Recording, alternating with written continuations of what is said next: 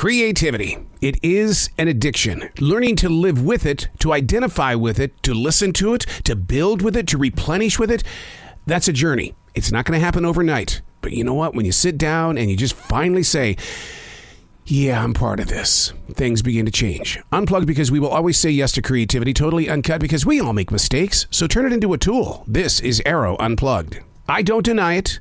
I am a time freak. There for the longest time, I thought it's because, I like numerology. I want to study the numbers and what do they mean in this moment of now. Yeah, not so much. I'm a time freak. So what I want to do is I want to see where along the lines am I disconnected with time. Maybe I need to do like what we do in martial arts, and that is study the history of time. Do you realize that the very first clock was invented in 1270? Throughout the years, towns base their time on local rules. It could be 1:05 in your town, and yet at the same time, we could be saying it's 1:15 in my town. It was the ancient Egyptians that came up with the 24-hour clock. They did this by using 12 stars measured at night, which really must have been screwy as all can be during the summer and winter months. So much amazing history about time. And look at how we treat it today. I'm always guilty of being way too early, which interferes with something I could have been doing. City bus schedules are never on time. It's based on the effects of traffic.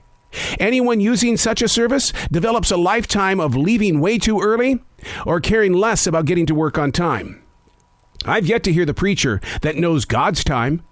They speak of it a lot, but nobody really knows how long or how much time was truly required when bringing light to life inside the pages of Genesis. Hey, it's Arroe. This is The Daily Mess, a chronological walk through an everyday world. I am a daily writer. I love just picking a subject out of the universe and saying, come on, let's go for a walk. And you learn. You learn a lot of things that people aren't talking about, but you can start a conversation. When you're in public, you go, you're not going to believe it. I just learned. I just learned that the clock was invented in 1270. Can you imagine? They didn't have the internet or smartphones in 1270?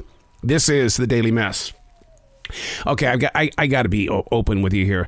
It's not because my wife and I are dressed up in older people's clothes, but each morning we find amazing joy in watching sitcoms from the 1950s and 60s. Mainly because much of their lifestyle is long gone and forgotten. I mean, look at the way that John Forsythe dresses on the TV show Bachelor Father. Compared to Seinfeld, the Connors, the Goldbergs, and Abbott Elementary, dressing the part has always been so important. But John Forsythe dressed up so nice from morning, noon, into night, even late into the night. I can't relate with that. I can't relate with wearing a tie or having a suit jacket on for that length of time. It's difficult to believe that it really was what it was all about during those days in the 1950s and 60s. And subject matter, I'm fascinated with the fact that they cover subjects that we're still living out today. They didn't know what 2023 was going to be about. And yet we, right here in this place of now, can watch a show like Bachelor Father and go, I've lived this. I've lived this very thing that they're talking about. That black and white world really was full of lots of colors. Look at Father Knows Best. It was no different. Petticoat Junction at least had their own fashion show, as did the Partridge Family, the Brady Bunch. I don't remember, though, living in such a clean house like the Brady Bunch and the Partridge Family. And thing is they had nearly perfect siblings. Sure, they had little scuffles here and there, but not compared to what I live and what I have lived. But it was and still is very fun to watch as it plays out on Antenna and Me TV. That's one of those high-definition little antennas you connect to the back of the TV. They say, you can have 64 channels extra without paying the price of cable. It's pretty interesting in the way that you get to see the American lifestyle as seen through the eyes of television in the 1950s forward.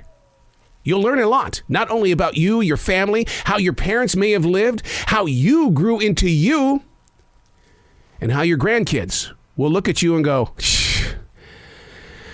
how do you deal with being an old person? It's not because we're dressed up in older people clothes. We just find joy in watching the sitcoms from the 1950s and 60s. to see what no longer exists. I'm Arroe, and that's the Daily Mess.